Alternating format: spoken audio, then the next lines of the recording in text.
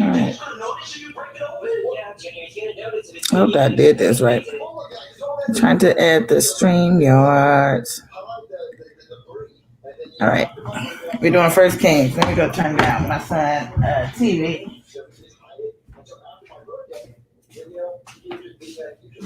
Junior, he's gonna know it's a missing piggy bank and missing over $100. Yeah, dude. That's a Hot Wheels, guys. Hot Wheels. Right. Hot Wheels. We're gonna break it. How are you gonna do that? Your hammer. Oh yeah, hammer. Yeah.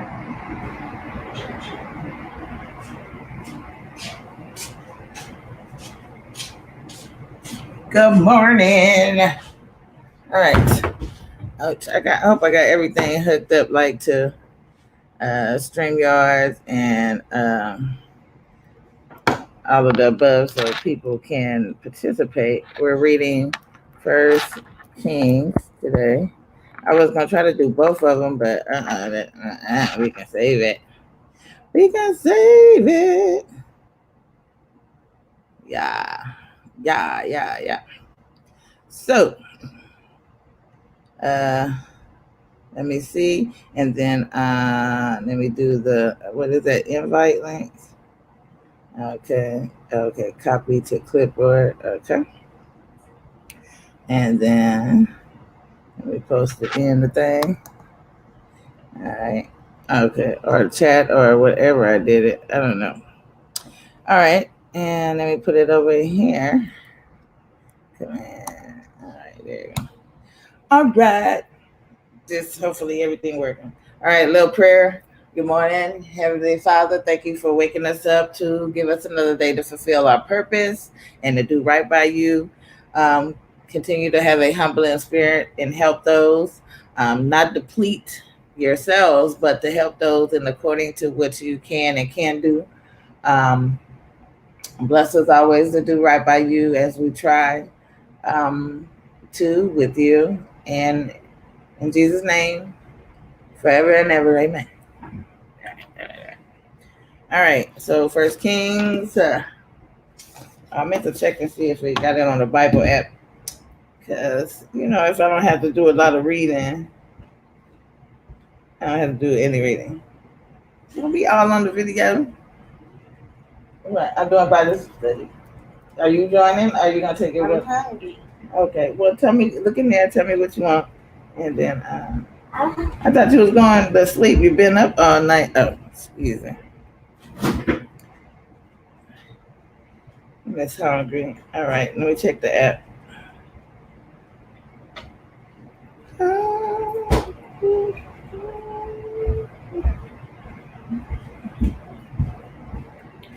Alright.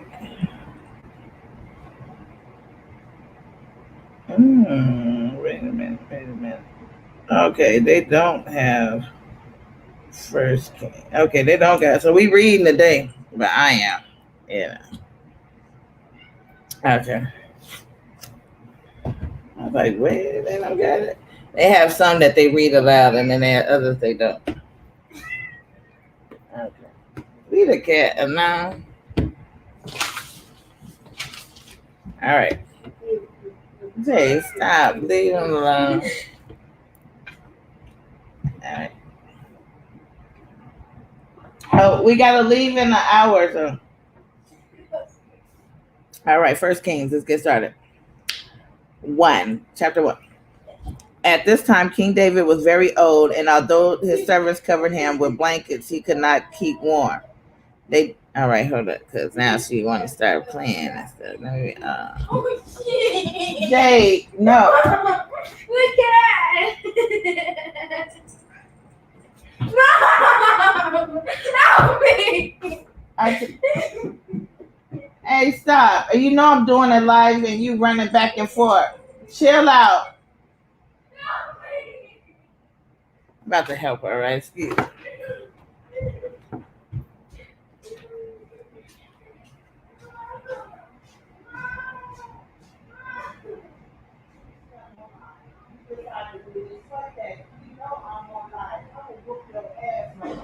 You want to turn around and start doing shit when I get on live. You been quiet this whole time.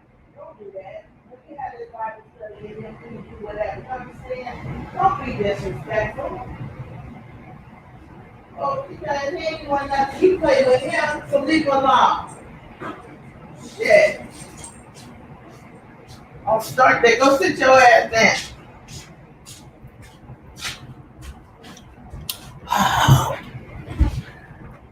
All right, my bad. Because I got the. I don't like being disturbed, but she know better. So, all right, where was that? Second chapter. Okay. They said to him, "We will look for a young woman to care for you. She will lie close to you and keep you warm." After searching everywhere in Israel for a beautiful young woman, they found a girl named Abishag. Now, y'all know what the names. Okay. Abishag from Shunem and brought her to the king. The girl was very beautiful and she cared for the king and served him, but the king did not have sexual relationships with her. All right, so let's, since we're going to have to go over it. So Abishag, girl, she was beautiful, but no relations. Okay, so we got that off the head. No relations. All right. All right, let's keep it going. All right, so the girl was very beautiful. Okay. Chapter 5. Verse 5 or what have you. Adonijah, Adonijah was the son of King David and Haggith, and he was very proud. I will be the king, he said. So he got chariots and horses for himself and 50 men for his personal bodyguard. Now David had never interfered with Adon. I'm gonna just say Adon. I'm gonna start cutting names kind of short. By Adon, by questioning what he did. Born next after Absalom, Adon was a very handsome man. All right, make sure everything is up. Okay. Where we at?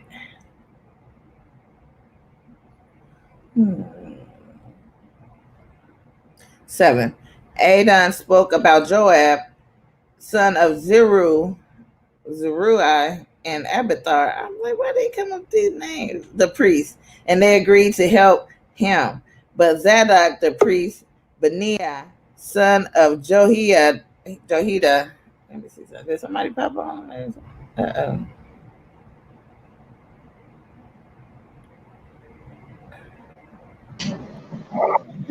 Hey, Jane, what's up, baby? Hey, sweetness. I didn't even see you. I need to switch back over. I'll say hello. Let me ask. How you been? I'm on the bus. I'm headed to the Bronx Zoo. Oh, okay. Yeah, me and friends of ours, we going to go to the Bronx Zoo, see if it's open. So I got word of mouth that it was closed, but let me go check it out, see if it's open. Yes, that's what's up. You know what Yeah, I'm you saying? know. You gotta be safe. I see you got your mask on and stuff. Yeah, So yeah, hey, you see yeah, me, right? yeah. So I checked that out. I I'm was on the like, 44 bus. I'm on the 44 bus and it take us straight to the Verrazano Bridge. right. So Yeah, yeah, you gotta keep it funky, you know what I'm saying, just in case, that them animals pop up.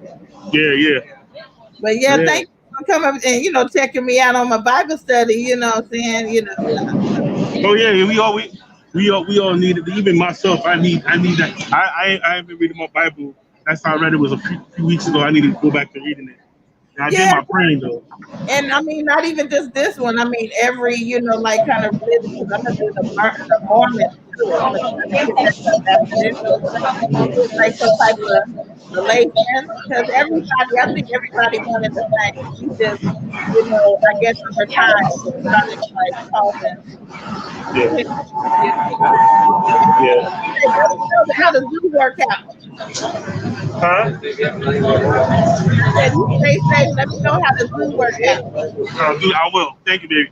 All All right, right, sweetie. Bye. all right, baby. Bye.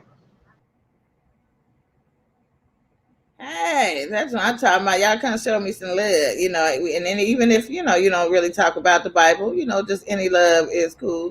I appreciate it. And shout out to Bobby all day. He always been sweet, even though everybody be like jumping down. He always kept a level head. So when he could, in this sector, you just, you gotta just keep it moving and move out. So let me go on and say what's up to him in the chat right quick. I thought I had to do a moderator, but this is not showing up on the other side. So I'm just hoping that y'all still getting the same, the same movement on both the other channel and this one. So let me just put that, what's up, baby? And let me see if it's on YouTube, but it doesn't show up there. See, that's why I like, everything needs to coincide, but we'll see. It looked like it's working. He jumped on, so we did kind of good. We did good. So. All right, so let's keep it moving. All right, we're on 9. No, we're on 8. But Zadok the priest, Benai, son of Jehoiada. Look, okay, these names are off the chain. What's up, show? How you doing? Welcome. We're doing Kings, so we can try to go over that verse you was talking about. But good morning, sweetness. Let me see. That's it.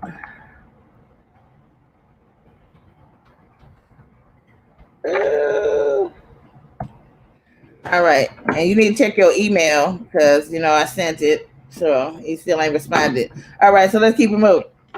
All right, so 8, but Zadok the priest, Benaiah, son of Jehoiada, Nathan the prophet, Shimei, Ray, and King David's special guard did not join Adon. When then Adon killed some sheep, cows, and fat calves for sacrifice at the stone of Zohelet near the spring of Rogel. He invited all his brothers, the sons of King David, to come as well as all the men of Judah. But Adon did not invite Nathan, the prophet, Benaiah, his father's special guard, or his brother Solomon. When Nathan heard about this, he went to Bathsheba, Solomon's mother.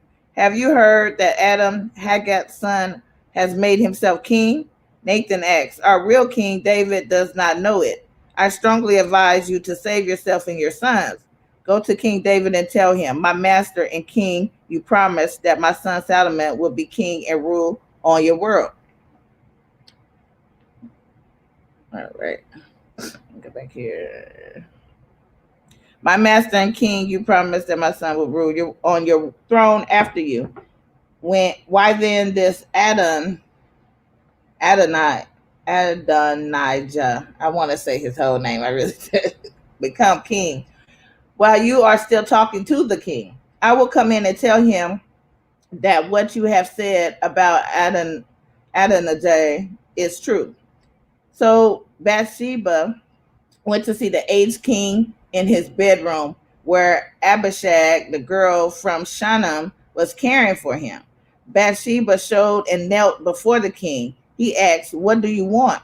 She answered, my master, you made a promise to me in the name of the Lord your God. You said your son Solomon will become king after me, and he will rule on my throne. But now, unknown to you, Adonijah has become king. He has killed many cows, fat calves, and sheep for sacrifices. And he has invited all your sons as well as Abiathar, the priest, and Joab, the commander of the army, but he did not invite Solomon, who serves you. My master and king, all the Israelites are watching you, waiting for you to decide who will be king after you. As soon as you die, Solomon and I will be treated as criminals. While Bathsheba was still talking with the king, Nathan the prophet arrived. The servants told the king, Nathan the prophet is here. So Nathan went to the king and bowed face down on the ground before him. Nathan said, my master and king, have you said that Adonijah will be the king after you and that he will rule on your throne? Today he has sacrificed many cows, fat calves, and sheep, and he has invited all your sons, the commanders of the army, and Abiathar, the priest. Why these names got to be so complicated? Good night. Right now, they are eating and drinking with him. They are saying, long live King Adonijah. Now, mind you, Adonijah was, in the beginning, the son of King David, so he's like proclaiming, that, and while Bathsheba is already you know, the king right now. So it sounds a little arrogant, you know. And then you got, other dude coming in, which is Solomon, Nathan, saying that he was supposed to be, up next. He don't know what the other dude talking about. So what I'm saying, they have a little, little issues going on, a couple of issues. So we're gonna keep it moving. Nathan said, 124. Nathan said, Master, my master and king, have you said to Adonijah will be king after you, that he will rule on your throne? Today he has sacrificed many cows, fat calves, and sheep. All right, let's skip. Okay, right now they are eating and drinking with him. They are saying, Long live King Adonijah. But he did not invite me, your own servant, or Zodak the priest, or Benai, son of Joiada, or your son Solomon. Did you do this since we are your servants? Why didn't you tell us who should be king after you? So see, he up there in the room questioning this king while he getting, in his bedroom. So what I'm saying? It's like, he's upset. You can tell he didn't schedule no appointment or nothing. All right. So let's go to first 128. David makes Solomon king. Then the king said, Tell Bathsheba to come in. So she came in and stood before the king. Then the king made this promise: The Lord has saved me from all trouble. As surely as he lives, I will do today that I have promised you in the name of the Lord, the God of Israel. I promise that your son Solomon, all right, will be king after me and rule my throne in my place. Then Bathsheba, now you remember, so she came in and stood before the king. Now, Bathsheba, all right, she's a female and she's running, I don't know if anybody caught that, but it's a she. All right, so I know the notions are talks about, hey, women running thrones, men running thrones, running states. It's possible, it's been done, as we can see in this case. Then Bathsheba bowed face down on the ground and knelt before the king and said, Long live Master King David. Then King David said, Tell Zadok the priest, Nathan the prophet, and Benaiah son of Jehoiada to come in. When they came before the king, he said to them, Take my servants with you and put my son Solomon on my own mule. Take him down to the spring called Gihon.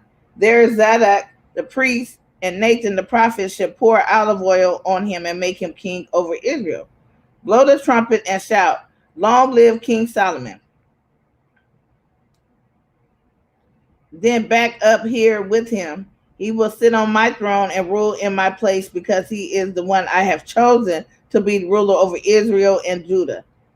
All right, that's Solomon over Israel and Judah.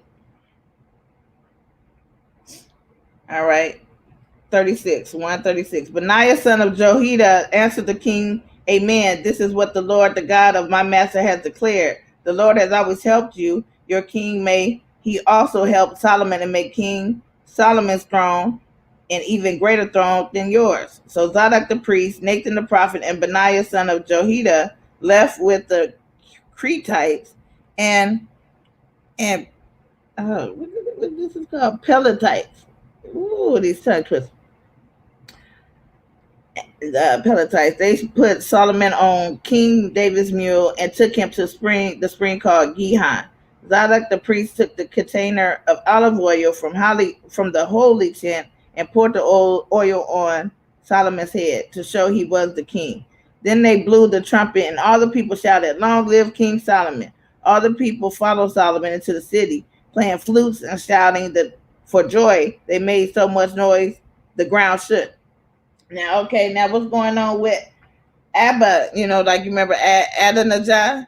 Now they were proclaiming him, but King Solomon just got crowned. So, what's wrong with him? Is there going to be some deceit? Is there going to be some haterism? Some freaking, what they said, jealousy? Because remember Adonijah, they were saying that he was supposed to come king. All right. So 141. At this time, Adonijah and all the guests with him were finishing their meal. When he heard the sound from the trumpet, Joab asked, What does all that noise from the city mean?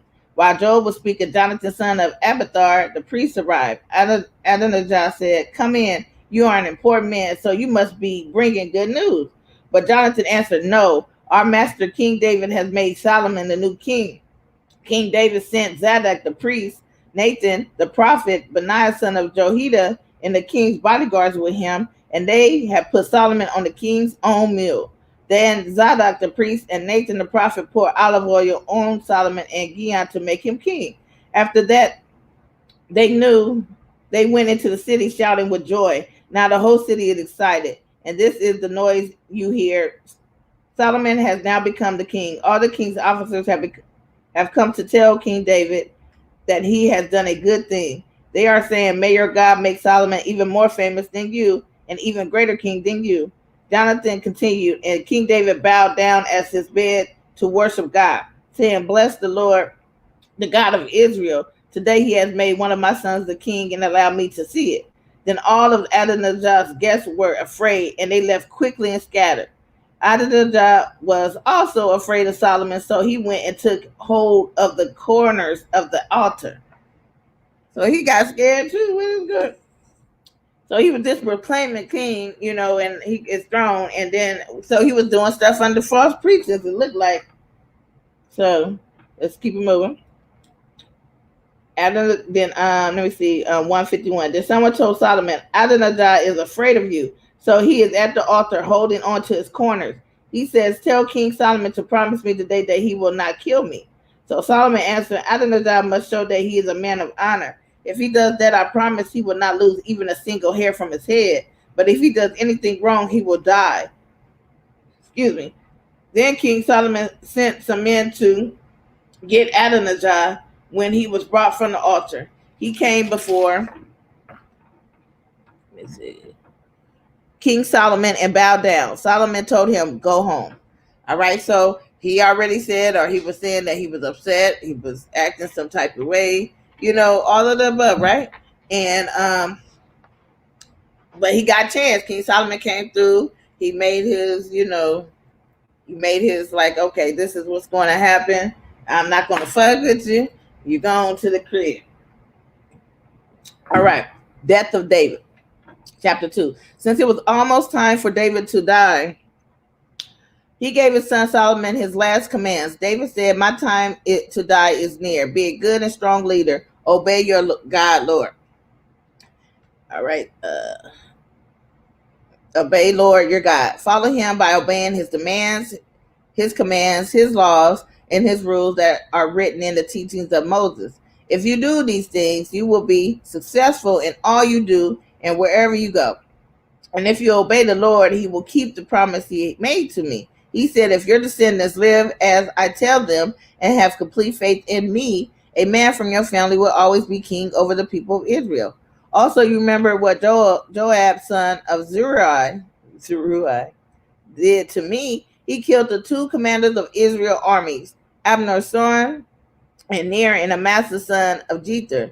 He did this He did this as if he and they were at war, although it was a time of peace. He put their blood on the belt around his waist and on his sandals on his feet.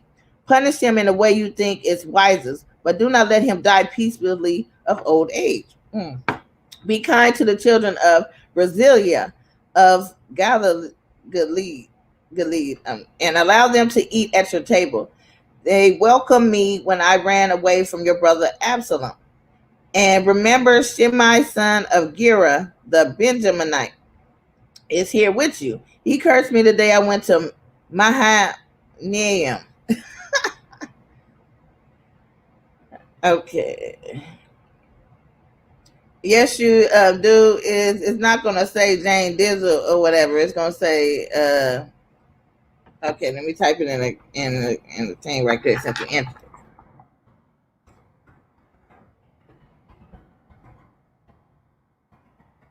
All right.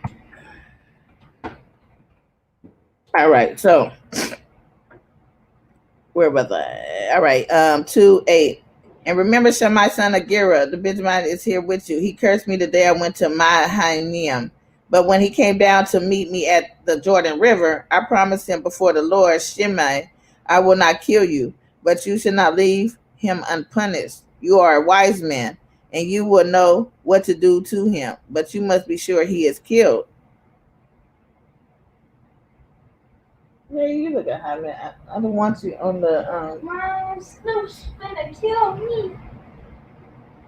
I mean, But just put him in the cage then if you feeling all like that. Mom, she must scratch me. All right, you about to get fucked up. Oh, excuse me. All right, hold it. I put on socks so he won't be. Whatever. You shouldn't be messing with him. Where he at? All I did is just didn't want to laugh. Well, go in your room and in the room with your brother and close the door.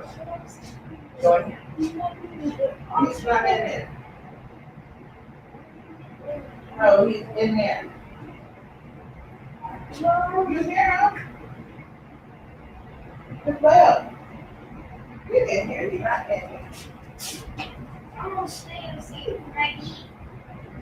All right, go make you something. But don't be interrupted. I gotta get this done. We gotta leave in a minute.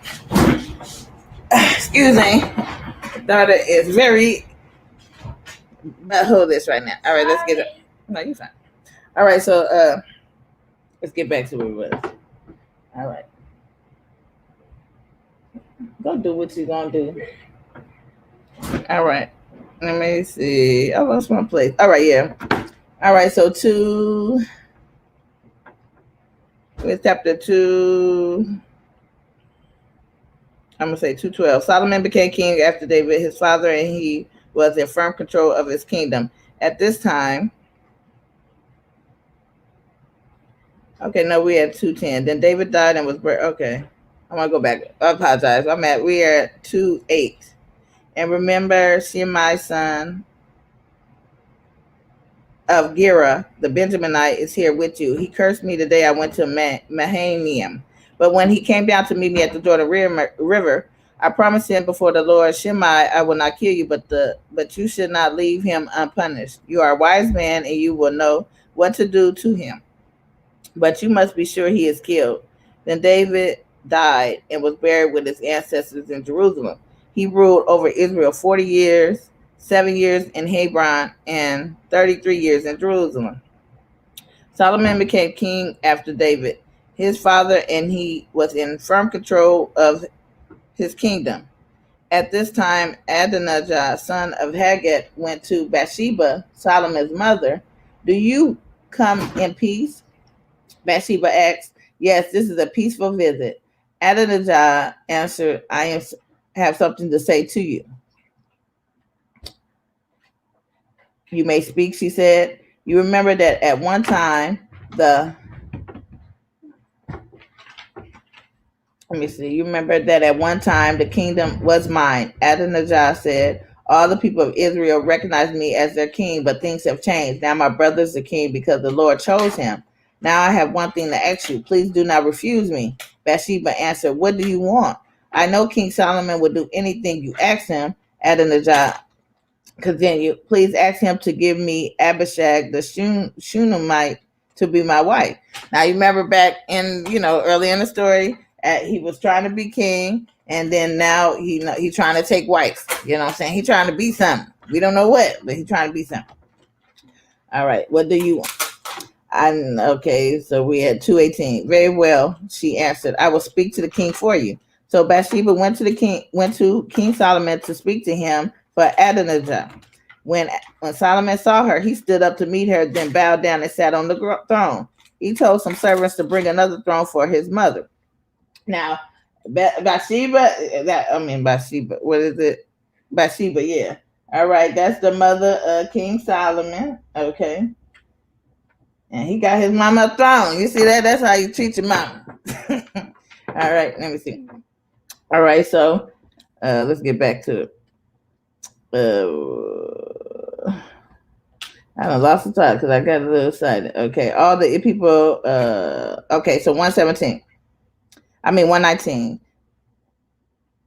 So Bathsheba went to King Solomon to speak to him. When Solomon saw her, he stood up to meet her, then bowed down and sat on the throne. He told some servants to bring her. Okay, 120. Bathsheba said, I have one small thing to ask you. Please do not refuse me. Ask, mother, the king answered. I will not refuse you. So she said, allow Abishag and the Shunammite to marry your brother Adonijah. King Solomon answered his mother, why do you ask me to give him Abishag?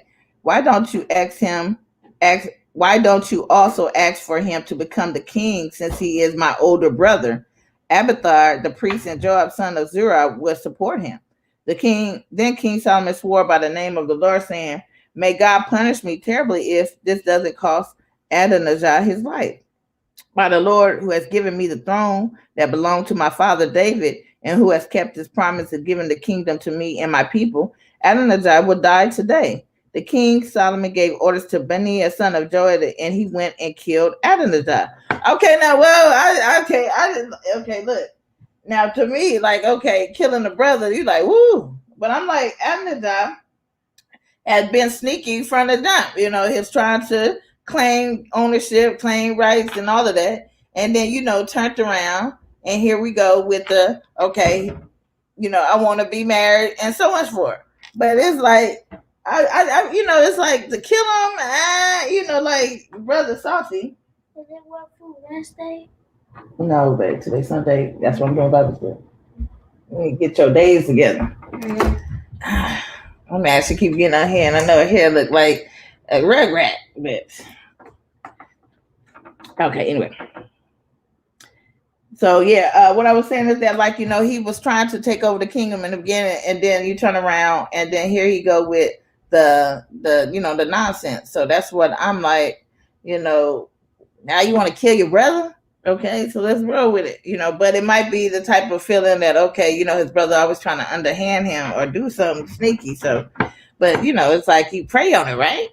That's what we assume. You pray on it, humble, like they ain't killing nobody like that in this day. But hell, okay, we'll see.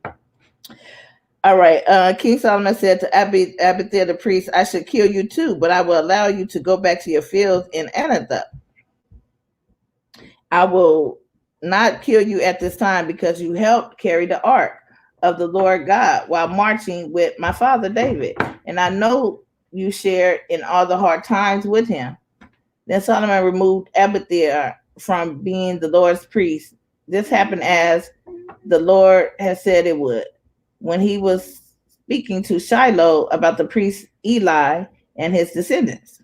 When Joab heard about what happened, he was afraid. He had supported Adonijah, but not Absalom. So Joab ran to the tent of the Lord and took hold of the corners of the altar. Someone told King Solomon that Joab had run to the tent of the Lord and was beside the altar. Then Solomon ordered Benaiah to go kill him. Oh, he's trying to wipe out everybody. Okay, so, but I haven't got the gist of why he had to, so that's, we're going to keep reading. When Joab heard, okay, 2:30, Benaiah went into the tent of the Lord and said to Joab, the king says, come out. But Joab answered, no, I will die here. So Benaiah went back to the king and told him what Joab had said. Then the king ordered Benaiah, do as he says, kill him there and bury him. Then my family and I will be free of the guilt of Joab, who has killed innocent people. Without my father knowing that he killed two men who were much better than he was, Abner, son Ner, and commander of Israel's army, and Amasa, son of Jeter, the commander of Judah's army. So the Lord will pay him back for those deaths. Joab and his family will be forever guilty for their deaths. But there will be peace from the Lord for David, his descendants, his family, and his throne forever. So Benaiah, son of Jehoiada, killed Joab, and he was buried near his home in the desert. The king then made Benaiah, son of Jehoiada, commander of the army in Joab's place. No, thank you. He also made Zadok the new high priest in Abiathar's place. Next, the king sent for Shimei. Solomon said to him, build a house for yourself in Jerusalem and live there. Don't leave the city. The very day you leave and cross the Kidron Valley, someone will kill you, and it will be your own fault. So Shimei answered the king, I agree with what you say. I will do what you say, my master and king. So Shimei lived in Jerusalem for a long time. But 3 years later, two of Shimei's slaves ran away to Ancas, king of Gath, who was the sons of Makkah. Shimei heard that his slaves were in Gath, so he put his saddle on his donkey and went to Achish at Gath to find them. Then he brought them back from Gath. All right, y'all see, it was a lot of murders and stuff going on, back in the day. But and people saying that God told them to do this and God told, all of that. So I don't know. Thank you. Just save it for later. But you need to go throw some clothes on because we're about to leave. All right. Let me get back to 141. Someone told Solomon that Shimei had gone from Jerusalem to Gath and had returned. So Solomon sent for Shimei and said, I made you promise in the name of the Lord not to leave Jerusalem. I warned you if you went anywhere you would die, and you agreed to what I said. Why did you break your promise to the Lord and disobey my command? The king also said, you know the many wrong things you did to my father, David. So now the Lord will punish you for those wrongs. But the Lord will bless me and make the rule of David safe before the Lord forever. Then the king ordered Benaiah to kill Shimei, and he did. Now Solomon was in full control of his king. So how many deaths was that? That looked like about 4 or 5 already, maybe 7, 8. Chapter 3. Solomon made an agreement with the with the king of Egypt by marrying his daughter. All right, so now you married to the king of Egypt's daughter. All right. And bringing her to Jerusalem. At this time, Solomon was still building his place, and the temple of the Lord, as well as a wall around Jerusalem. The temple for the worship of the Lord had not yet been finished, so people were still sacrificing at altars and many places of worship. Solomon showed he loved the Lord by following the commands his father David had given him, except many other places of worship were still used to offer sacrifice and to burn incense. King Solomon went to Gibeon to offer a sacrifice because it was the most important place of worship. He offered 1,000 burnt offerings on that altar while he was at Gibeon. The Lord appeared to him in a dream during the night. God said, ask for whatever you want me to give you. Solomon answered, you were very kind to your servant and my father David. He obeyed you and he was honest and lived right. You showed great kindness to him when you allowed his son to be king after him. Lord my God, now you have made me your servant, king in my father's place.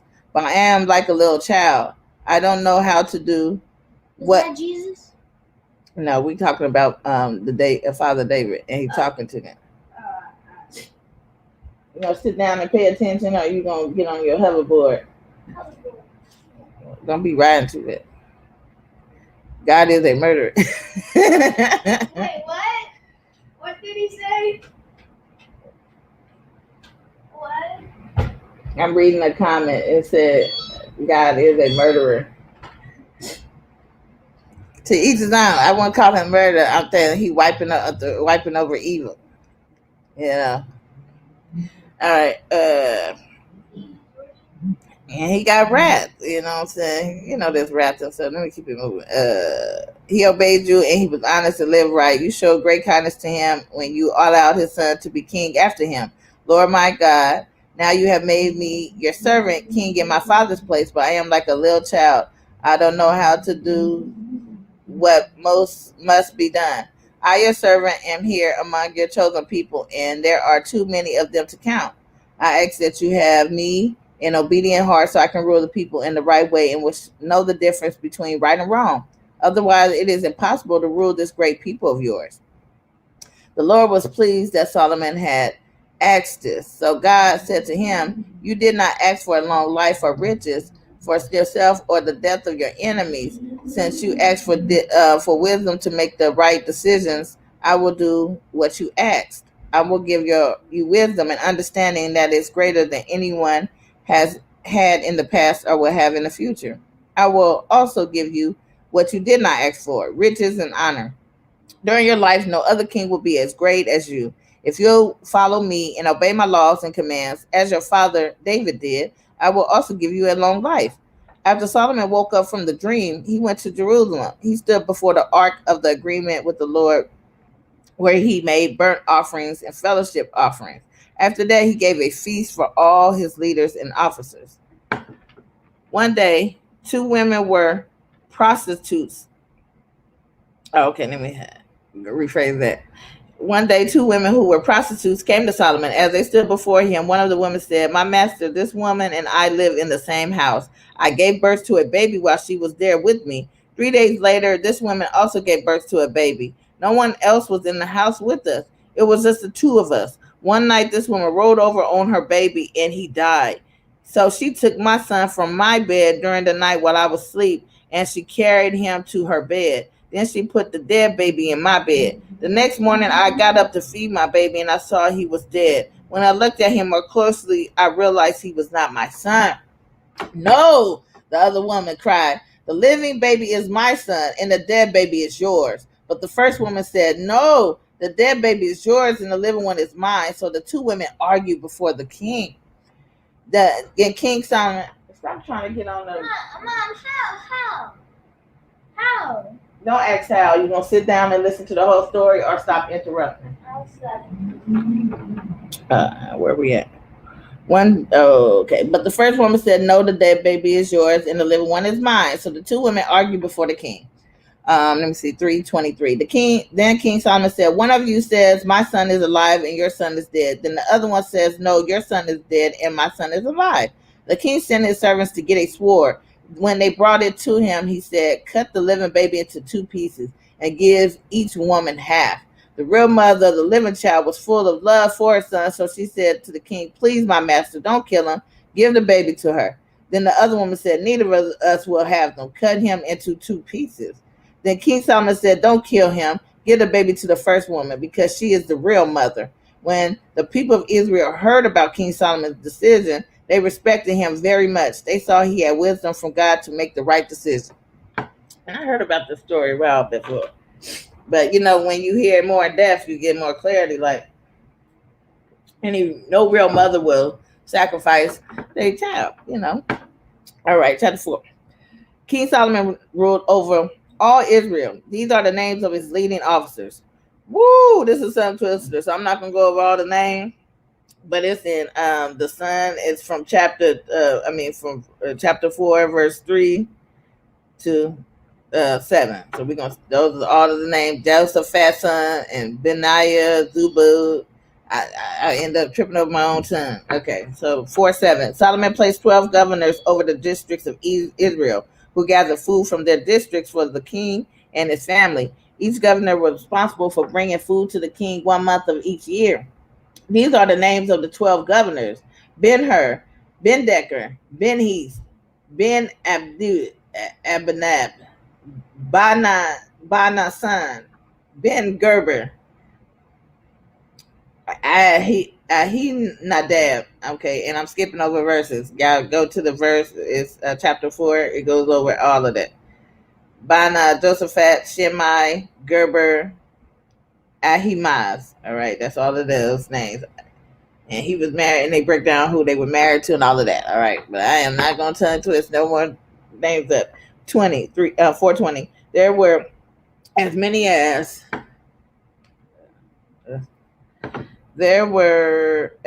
people in Judah and Israel as grains of sand on the seashore. The people ate, drank, and were happy. Solomon ruled over all the kingdoms from the Euphrates River to the land of the Philistines, as far as the border of Egypt. These countries brought Solomon the payments he demanded, and they were under his control all his life. Solomon needed much food each day to feed himself and all the people who ate at his table: 195 bushels of fine flour, 390 bushels of grain, 10 cows that were fed on good grain, 20 cows that were raised in the fields, 100 sheep, 3 kinds of deer, and fattened birds. Solomon controlled all of the countries west of the Euphrates River, a land where Tipsah to Gaza, and he had placed all sides of his kingdom. During Solomon's life, Judah and Israel from Dan to Beersheba also lived in peace. All of his people were able to sit under their own fig trees and grapevines. Solomon had 4,000 stalls for his chariot horses and 12,000 horses, Each month, one of the district's governors gave King Solomon all the food he needed, enough for every person who ate at the king's table. The governors made sure he had everything he needed. They also brought enough barley and straw for Solomon's chariot and workhorses. Each person brought his grain to the right place. 429.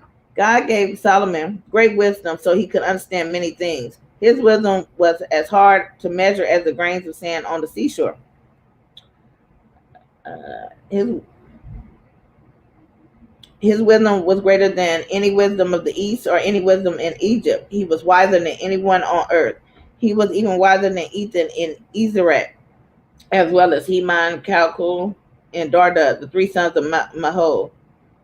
King Solomon became famous in all the surrounding countries. During his life, he spoke 3,000 wise sayings and also wrote 1,005 songs. He taught about many kinds of plants, everything from the great cedar trees of Lebanon to the weeds that grow out of the walls. He also taught about animals, birds, crawling things, and fish. People from all nations came to listen to King Solomon's wisdom. The kings of all nations sent them to him, sent them to him because they had heard of Solomon's wisdom. So everybody was trying to get a piece of Solomon. But where's wisdom come from? Allowing God and his faith in God and just opening itself to the wonders of how things should be or how things should flow. So, we must remember that. All of this, his length, his time, all of that. 5. Preparing to build the temple. Hiram, the king of Tyre, had always been David's friend. When Hiram heard that Solomon had been made king in David's place, he sent his messengers to Solomon. Solomon sent his message back to King Hiram. You remember my father David had to fight many wars with the countries around him, so he was never able to build a temple for worshiping the Lord his God. David was waiting until the Lord allowed him to defeat all his enemies. But now the Lord my God has given me peace on all sides and my country. I have no enemies now, and no danger threatens my people. The Lord promised my father David, I will make your son king after you, and he will build a temple for worshiping me. Now I plan to build that temple for worshiping the Lord my God. So send your men to cut down cedar trees from me from Lebanon. My servants will work with yours, and I will pay them whatever wages you decide.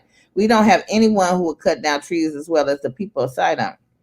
When Hiram heard what Solomon asked, he was very happy. He said, praise the Lord today. He has given David a wise son to rule over the great nation. Then Hiram sent back the message to Solomon. I received the message you sent, and I will give you all the cedar and pine trees you want. My servants will bring them down from Lebanon to the sea. There I will tie them together and float them along the shore to the place you choose. Then I will separate the logs there, and you can take them away. In return, it is my wish that you give food to all those who live with me. So Hiram gave Solomon as much cedar and pine as he wanted, and Solomon gave Hiram about 125,000 bushels of wheat each year to feed the people who live with him. Solomon also gave him about 150,000 gallons of pure olive oil every year. The Lord gave Solomon wisdom as he had promised, and there was peace between Hiram and Solomon. These two kings made a treaty between themselves. King Solomon forced 30,000 men of Israel to help in his work. He sent a group of 10,000 men each month to Lebanon. Each group worked in Lebanon 1 month, then went home for 2 months. As man named Adoniram was in charge, Solomon forced 80,000 men to work in the hill country, cutting stone, and he had 70,000 men to carry the stone.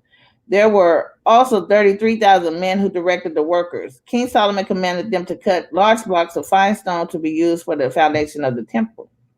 I just want to also talk about, you see all these men and stuff. You don't hear about race. You don't hear about, they was all white, they was all black, you just hear the type of people, the type of religion they were, and these were all men. They were working for somebody, but were they slaves or not? We haven't got there. It's not a mention. It just said these are men that's working in a force. King Solomon commanded them to cut large blocks of stone to be used for the foundation of the temple. Solomon's and Hiram's builders and the men from by blows carved the stones and prepared the stones and the logs for building the temple. All right, chapter 6. Solomon began to build the temple 480 years after the people of Israel had left Egypt. 480 years. All right, that's when the temple was on. After people left Egypt.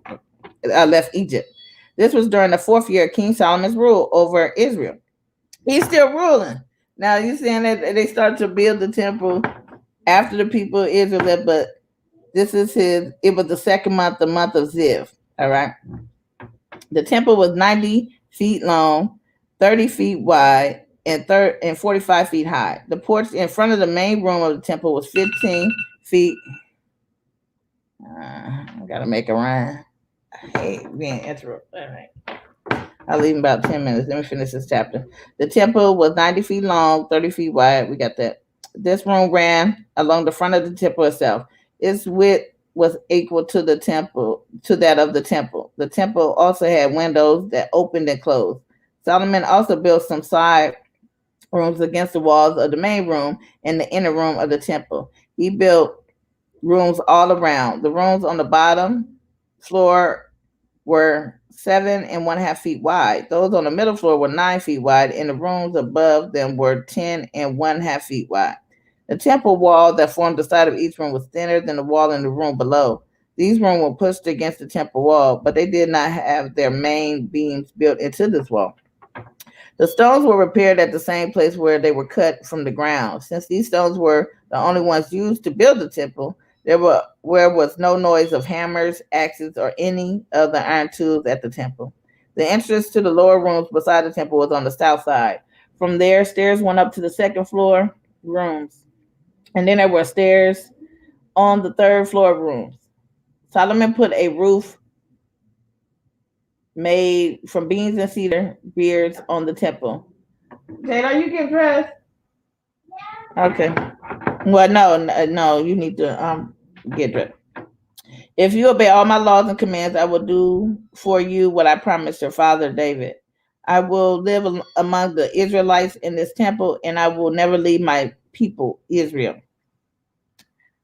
So Solomon finished building the temple. The inside walls were covered from floor to ceiling with cedar boards. The floor was made from pine boards, a room 30 feet long and built in the back part of the temple. This room, called the most holy place, was separated from the rest of the temple.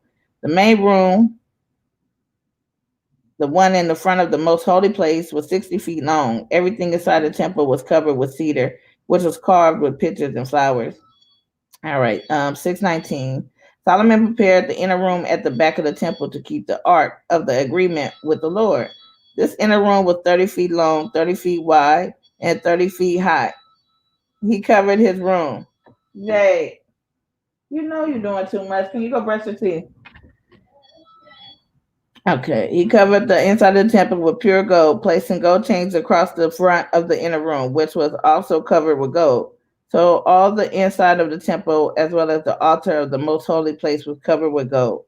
Solomon made two creatures from olive wood and placed them to the most holy place. Each creature was 15 feet tall and had two wings. Oh, I'm getting hot in here. Just turn my ear off too. These creatures were the same size and shape. Each was 15 feet tall. These creatures were put beside each other in the most holy place with their wings spread out. One creature's wing touched the one wall, and the other creature's wing touched the other wall, with their wings touching each other in the middle of the room. These two creatures were covered with gold. All the walls around the temple were carved with pictures and creatures with wings, as well as the palm trees and flowers. This was true for both the main room and the inner room. The floors of both rooms were covered with gold. Doors made from olive wood were placed by the entrance to the most holy place. These doors had five-sided frames. Creatures and wings, as well as palm trees and flowers, were also carved in the tomb. All right, and so the rest of this chapter talks about how the temple looked and what was inside in the surrounding area. 637. Work began on the temple of Ziv in the second month during the fourth year Solomon was king over Israel. The temple was finished during the 11th year he was king. In the 8th month, the month of Bull, it was built exactly as it was planned. Solomon had spent 7 years building it. All right. I'm sorry I had to cut it short. I thought I could read like 22 chapters in an hour before I got to go. But I gotta go get my car work done. I had a radiator busted, so I had to get find somebody to hook it up on the low. And look what day they got to do it on Sunday. So we're gonna come back to First Kings, and we're gonna finish this one and read first and the rest of this one in Second Kings. So um, we that's what's going to happen. All right. So I'm sorry it was cut short. If I might come back today and finish the rest of the chapter, but if not, then we can do it next Sunday. Finish the rest of the rest of First Kings and do second together. So we will see. We will see how long this guy takes to fix the car though.